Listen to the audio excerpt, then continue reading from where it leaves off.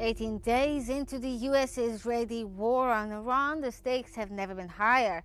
Israel assassinated Iran's top security chief, Ali Larijani, and the besieged commander, Soleimani, blows that may prolong, not end the conflict. Trump demands NATO join his Hormuz coalition. Most refuse. Europe presses Washington. What are the war's real objectives? Israeli ground forces now enter southern Lebanon as Iranian cyber attacks target American infrastructure.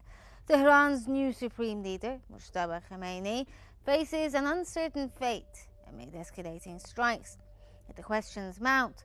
How does Israel claim moral authority on nuclear proliferation while refusing to sign the non-proliferation treaty itself? And as alliances distance themselves, who bears the cost of a dangerous doctrine? The Middle East holds its breath. Let's continue our special coverage for the most recent updates concerning the escalating global crisis.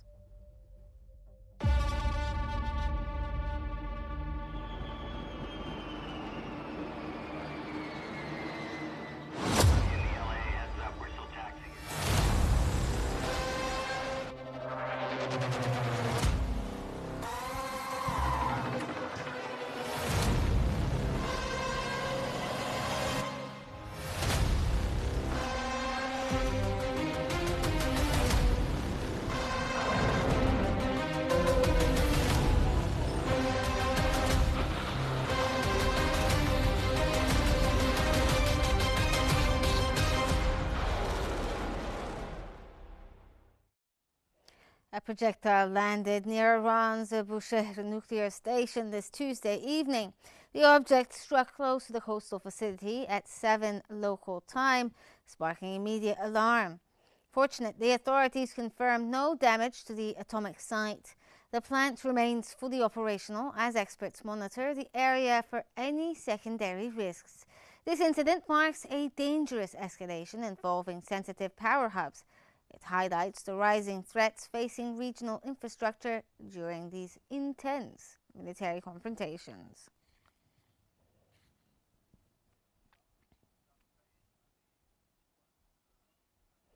Israel claims a major breakthrough, reporting the killing of Iran's security chief Ali Larijani. Airstrikes also eliminated the besieged leader Reza Soleimani, striking the heart of Tehran's command. While Iran confirmed Soleimani's death, the gigantic revenge of Larijani remains a mystery, despite Israeli reports. His campaign targets the regime's top officials to paralyze their military strategy. Netanyahu vowed further surprises as oil prices surged during the crisis. This escalation significantly weakens Iran's ability to manage its internal and external fronts.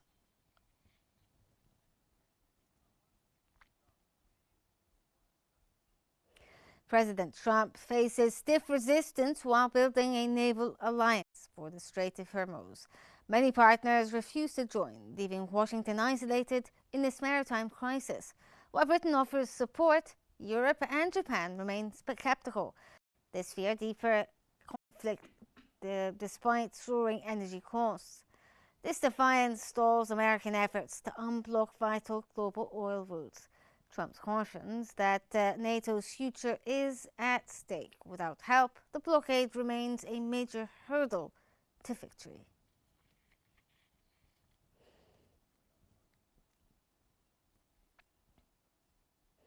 Powerful Iran parliament speaker warns that the Hormuz Passage won't return to its pre-war norm. He insists maritime traffic has signaled that the conflict may never end soon.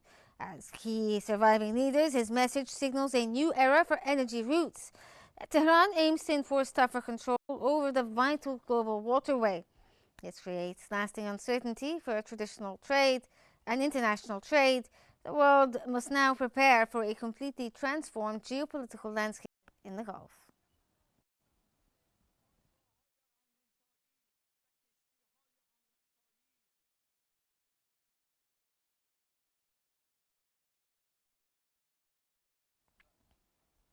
Iran is now hitting US tech and medical firms with aggressive cyber attacks. These digital strikes are knocking vital systems offline, marking a high-tech expansion of the war. Tehran's strategy targets infrastructure like water and it uses AI to spread the new fake news.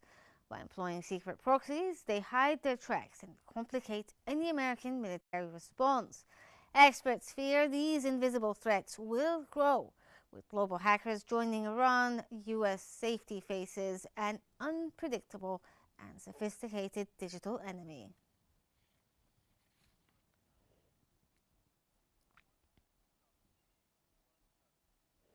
Moscow is sharing critical satellite imagery and advanced drone tech with Tehran to challenge US and Israeli forces. This intelligence helps Iran target American radar systems and naval movements with high precision. By applying Russian tactics from the Ukraine war, Tehran has significantly improved its striking success. This cooperation aims to prolong the conflict, which keeps oil prices high and benefits Russia's economy. This growing military partnership reshapes regional security. Moscow's support acts as a strategic counterweight against Western influence in the Middle East.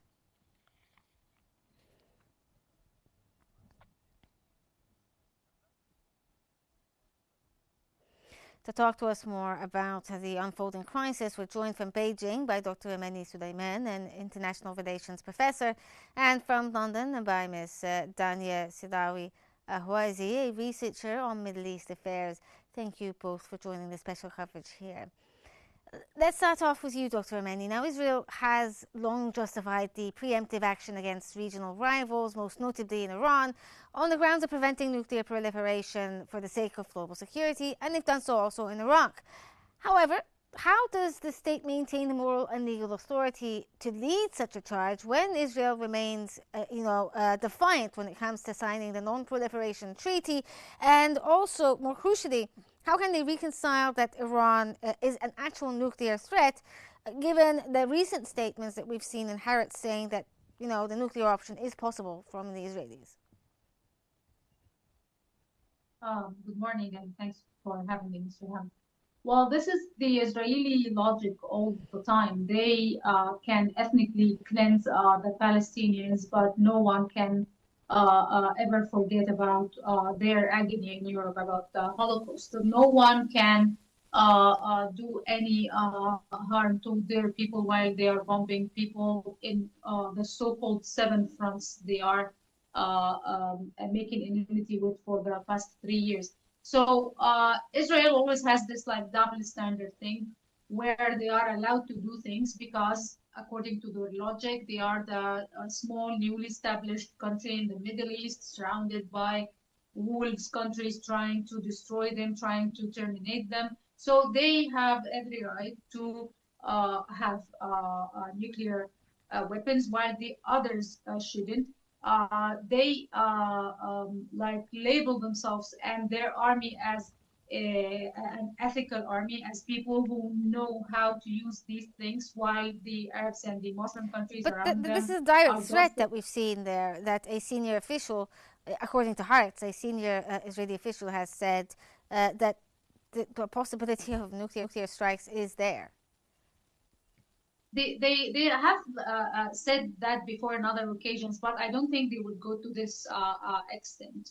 And always remember how close Iran is to the Middle East and to the Gulf countries and to Israel itself. So I don't think that if they use nuclear weapon, they would be away from the damage which sustains for decades. So I don't think they are going to use it, but they just want to threat the Iranians. They want to make the world feel that it should join the Americans in besieging Iran. I think that the game here is let's hurry up, put some more pressure on the Iranians to stop the war before the Israelis do something irrational. So I think they're just, if I may use the term, bluffing. They're not really going to do this, and even if imagine happening, this would be a moment where the world would really turn against them. So I don't think that the Israelis would really use any kind of nuclear weapons. Okay, Ms. Dania, let's get your take here. Now, how do you see the most recent news of the assassination of the security chief, Adil Rajani, as well as the besieged commander, Soleimani?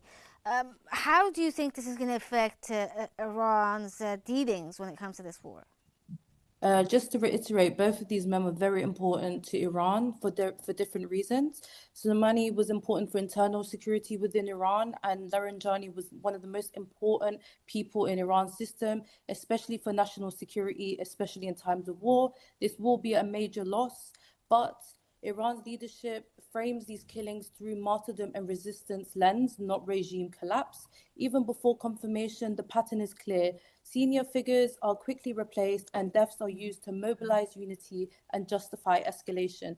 State messaging will likely emphasize continuity of command with the IRGC, with resilience at the heart of that, and that retaliation is inevitable. Importantly, Iran has not immediately confirmed details, suggesting information control and strategic ambiguity. The bottom line here is that Tehran treats assassinations as a fuel for escalation, not deterrent.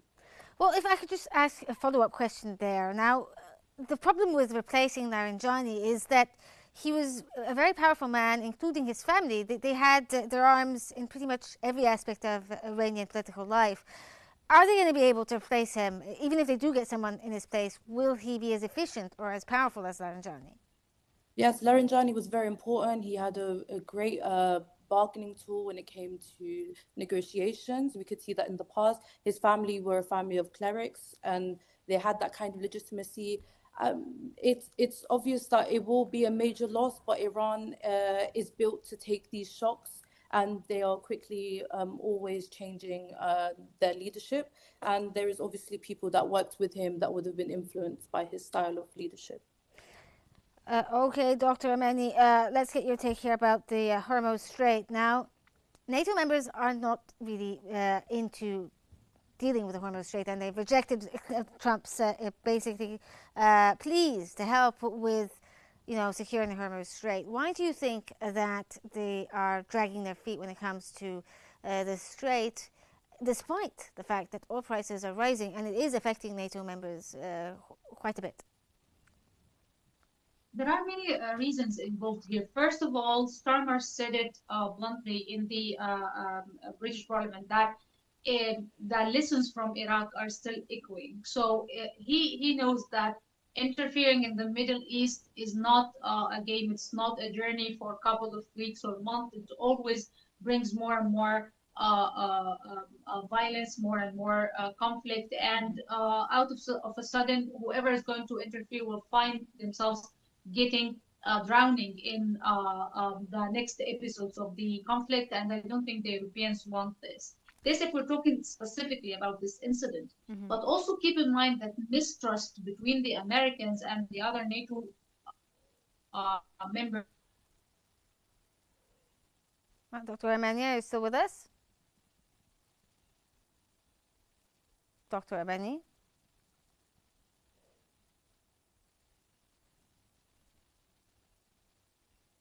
Okay, it seems that there may be a bit of a technical issue with Dr. Amani. Let's get back to you, Ms. Dania. Now, what does the Bushehr nuclear station incident signal when it comes to escalations and the risks of possible nuclear waste affecting the region, basically? So recent attacks targeting nuclear scientists and key infrastructure point to a shift towards strategy focusing on disrupting nuclear development at its source. This raises two risks. One, environmental spillover, and two, Iran is interpreting these attacks as existential, which leads to them to justifying extreme retaliation. This means hitting nuclear-linked assets lowers the threshold for wider war, even if that doesn't include nuclear weapons use immediately. So when you say that they are they're going to have to justify extreme strikes on other targets, this means that they may target nuclear facilities as well in Israel that would also have an effect on the rest of the region, not just Israel. Yes, exactly.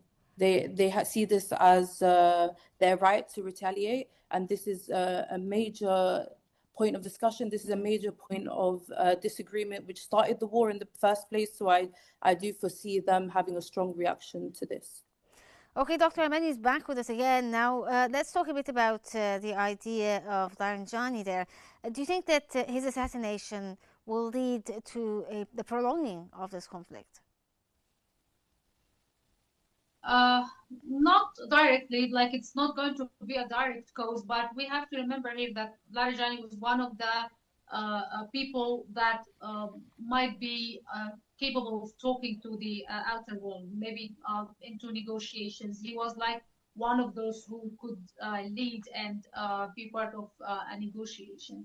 Every time the Israelis and the Americans assassinate one of these people in Tehran, it's not just about the retaliation or the desire to revenge. It's also about losing a moderate voice who could have been like a valid member of a negotiation process. So it's not like his killing will directly affect the length of the conflict, but now if there is will from both sides to sit on the table and negotiate, there are very few voices to do this, and the one who would have led the whole game is now killed. I'm not sure who's next in this chain of leadership in terms of national security, but I'm sure that by the loss of Larijani, we have lost a voice who could have been very important for any peace talks.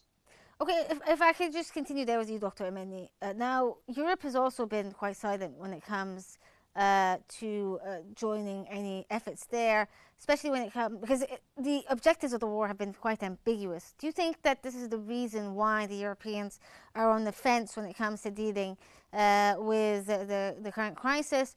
Or do you think that this is due to Trump's policies towards the Europeans because of how he has dealt with the Ukrainian-Russian file?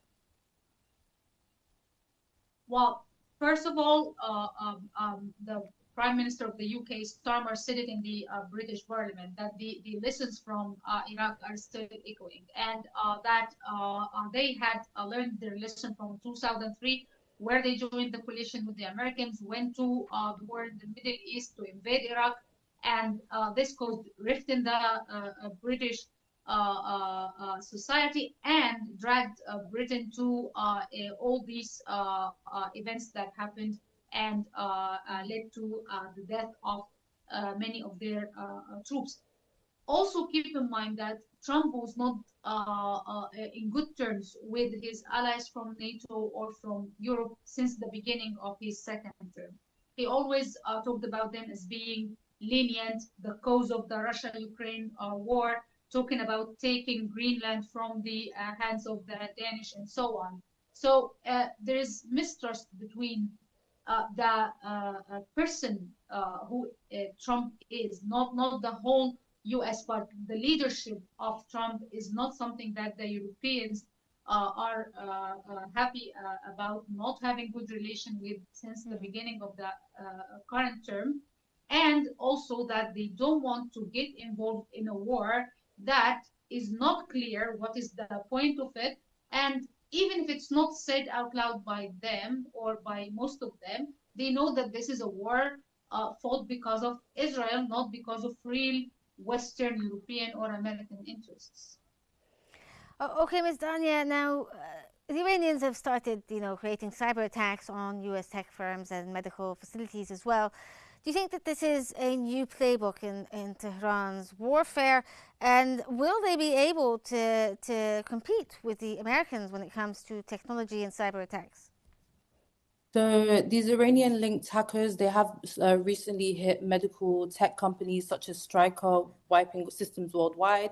It's important to note that Iran has publicly called major US tech companies like Microsoft and Google legitimate targets, signaling this new focus on critical infrastructure. Iran's cyber strategy is no longer just espionage, it's destructive, politically motivated, and part of a wider hybrid war aimed at the US. If they can compete with the US, that's something I can't answer. But these attacks reflect Tehran's new warfare approach.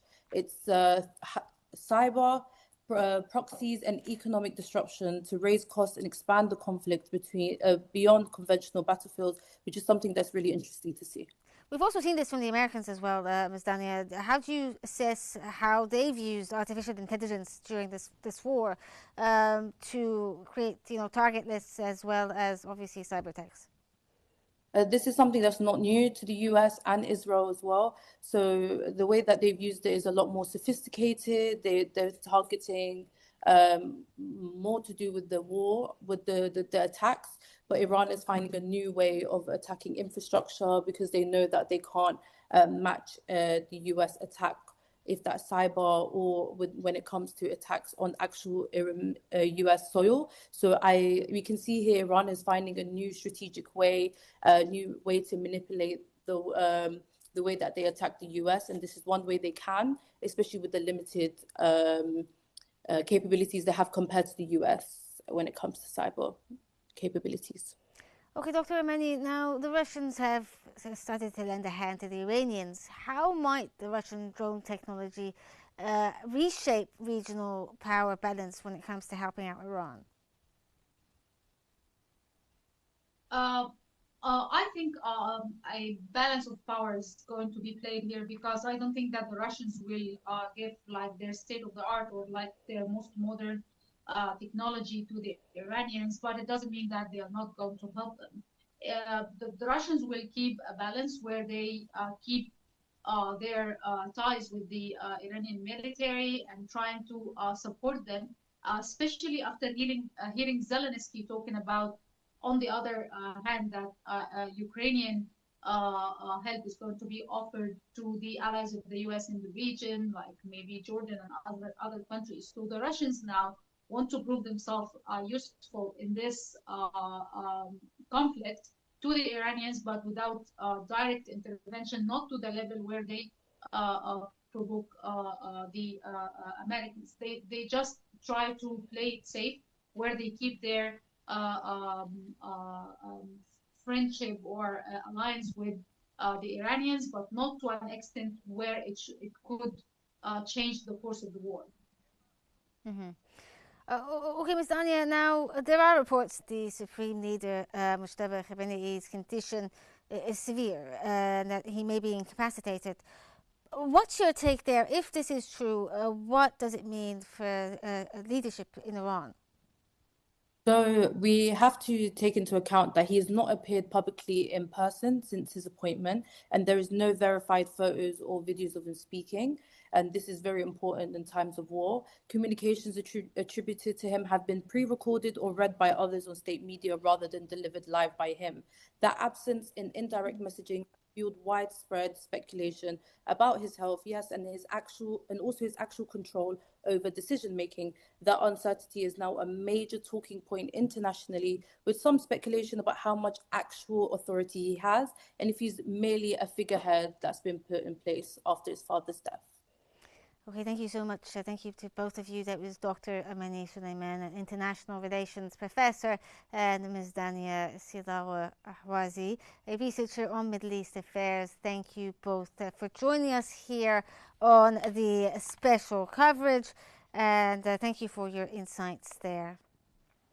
And from Bushehr Shadow to the Hormuz Straits at uncertain waters, to cyber battlefields, the leadership decapitations, this war reshapes our world. Allies fracture, doctrines crumble, and the Middle East stands at the precipice. Who pays the price when power overrides principle? This is a question that remains.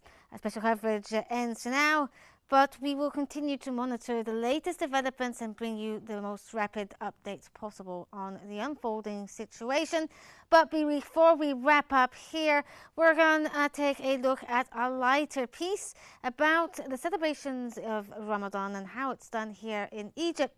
We're in the heart of an Islamic Cairo. History isn't just found in the stones of its ancient gates. It's found in the hands of its people.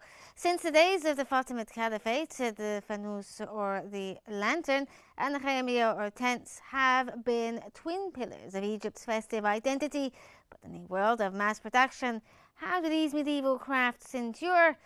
Here's a look at a day and a night in Bab Zuid. To understand the Fanus, one must walk through Al-Khayamiyyah Street. Established in 1650 AD, it is the heartbeat of the Ramadan celebrations, and it is a melting pot of Fanus thinking and making, and tent makers weeding with their needles to establish something that's amazing, a melting pot between the Mamluk and the Fatimid era. Inside these limestone walls, time doesn't move in seconds. It moves in stitches and hammer strikes. This is Al-Khayamiyyah Street. For centuries, it has been the sanctuary of the tent makers. But as Ramadan approaches, it becomes something more, the city's living workshop.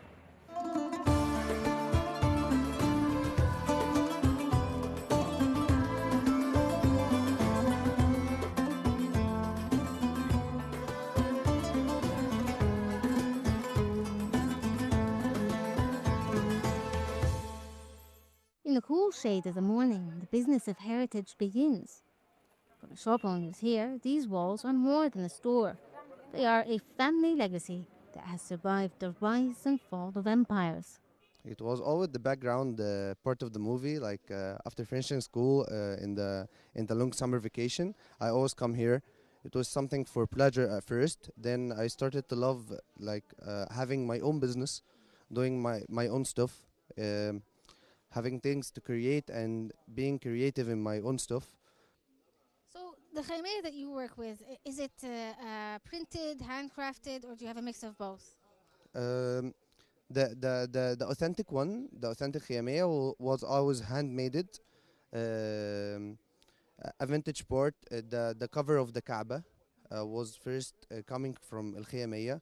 After this, we started to becoming commercial.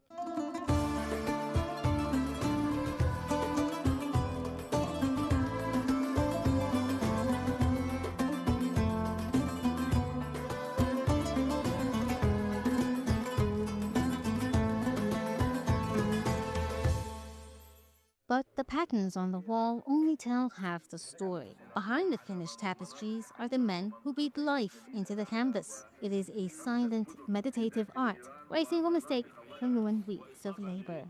عندي من السن 76 سنة في المهنة دي وأنا عندي 8 سنين. حضرتك اتعلمت المهنة دي من مين؟ لا أنا مش واخدها ورث ولا حاجة، أنا اتعلمتها كنت ساكنين في العباسية ووالدتي في واحد خيمي ساكن جنبنا. أول ما اشتغلت في الشغلة دي اشتغلت في القماش اللي هو بتاع الأسونة بتاع العزا اللي هو بتعمل في عمر مكرم وكلام زي. فأنا كنت بشتغل فيه وتعلمت فيه نفس الصنعة. وما جيت طلع الطبع بقى اللي هو بتاع الخيامية اللي هو زي المطبوع على الحيطة ده، بدأت اللي أنا أشتغل فيه. فلما طلع الطبع نيم الشغلة بتاعت الترك دون. طب احنا نعمل ايه، نشتغل ايه؟ فحبينا ان احنا نطور من نفسنا ونشتغل بقى في الشغل اللي هو ايه، المنتجات اللي هي ننقل الشغل بتاعنا من المتاحف ومن الآثار الجوامع زي السلطان حسن الرفاعي الإمام الشافعي. وكل الشغل اللي احنا أكتر ده احنا بننقله من على البيبان، من على البيبان الجوامع. والفلوش دي اسمها المحراب. الفلوش دي اسمها المحراب، ده اللي هي بتاع الإمام الشافعي. كل قطعة ليها المقاسات بتاعتها. يعني بتاخد من حضرتك مجهود ووقت كبير جدا. طبعا ما كل حاجة على حسب تقل الشغل. يعني تقل الشغل ايه، في مخدة بتاخد يوم شغل، في خفيفة شوية، في حاجات تقيلة، وبرضه مخدة تاخد أسبوع شغل، وهي نفس المقاس. ليه؟ بس الشغل بتاعها أكتر من الشغل الأولاني.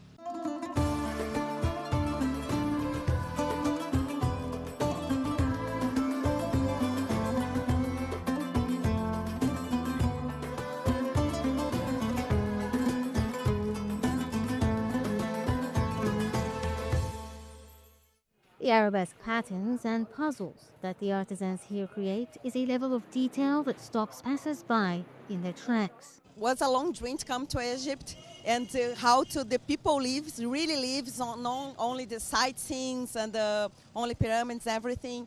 And we'd like to see how is the real life, and we love it. How you sell things, how you bargain, how you talk about.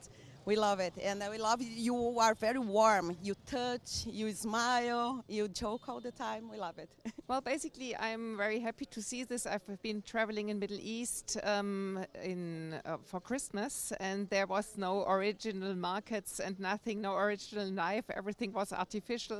And now walking in this market, it's really a great experience, and to see that people are with it and living here. Rania has become a global ambassador for Egyptian folk art, but it also bedazzles locals alike. على حسب الأطفال ما في البيت عايزينه اللي هم أحفادي يعني في بجيب لهم الفانوس اللي هو اللي نازل جديد وفي حاجات اللي هي الصناعة الخيامية عندنا وتحت الرابع يعني. As the needles are set down for the day, the street begins to hum with a different energy. The lantern, or the fanus, takes center stage. For the shop owners, this is the busiest time of the year, a month where their storefronts become beacons for the entire city. بالنسبه لتجاره الفوانيس وصناعه الفوانيس دي طبعا دي شغله طبعا على مدار الزمن ما بتتبطلش فاهماني فطبعا احنا هنا طبعا الشغل دوت ما بيبقاش شغل موسمي بس احنا طبعا بيبقى عندنا شغل بنعمله لرمضان زي فوانيس هلالات الكلام دوت وعاملين بردك خليط معاه بشغل زي الاباجورات وفوانيس بتمشي بردك في الايام العاديه فاحنا شغالين موسمي او غير موسمي بالنسبه للفوانيس دي كلها شغل هاند ميد فبتصنع قطعه قطعه بترجع بتتجمع زي ما حضرتك بتبقى شايفه كده بتديكي الشكل اللي هو النهائي بتاعها دوت. While the shops are a sea of glass and color, the heart of the fanus is found in the heat of the workshop. Here, the lanternsmith transforms a simple sheet of tin into geometric masterpieces using unique techniques that haven't changed since the Fatimid era. احنا بدأناها بشغل يدوي مش بالمكن، المكن ده يعتبر طلع في التسعينات. احنا طول عمرنا بنشتغل يدوي. شغل السلك ده كله بنعمله يدوي. لكن طبعا المكن طور الشغل، طور معانا المهنة. انا في شغلي بستعمل السلك فقط لا غير. انا السلك ده بشكله بقى من صنف ل100 صنف وعامة اي حد بيجيني معاه اي شكل بيحب ينفذه انا بنفذه له. At night, the passers-by are enchanted by the lights and visuals of this massive market. This market is an old one, and I'm going to say that most things that we found here, we can't find it anywhere else in the world, especially those Ramadan designs. So in Africa or maybe in other countries, you can't find it. It's only here in this market. The tradition of the fanus started in 969 AD, a welcoming light for a new caliph, Al-Mu'izz ad-Din Allah. To greet him, residents carry torches protected by wooden bases and leather, creating the very first fanus. Over 1,000 years later, that light hasn't gone out. It has evolved from palm fronds and candles to tin and stained glass, eventually exporting this tradition to the entire Arab world. But the spirit of the fanus remains purely Egyptian. Stepping into Venezuela is like walking through 1,000 years of history. Here, right behind me, is the 11th century Fatimid Gate, where public executions took place, royal processions. But over here, the atmosphere is very different. In this market, people are selling the traditional lanterns known as fawanis, as well as the traditional handmade tents. This glimpse into the rare 400 years of the past of Egypt, we can see the reality of what it was like to be an Egyptian 400 years ago. Morsi, Qnews.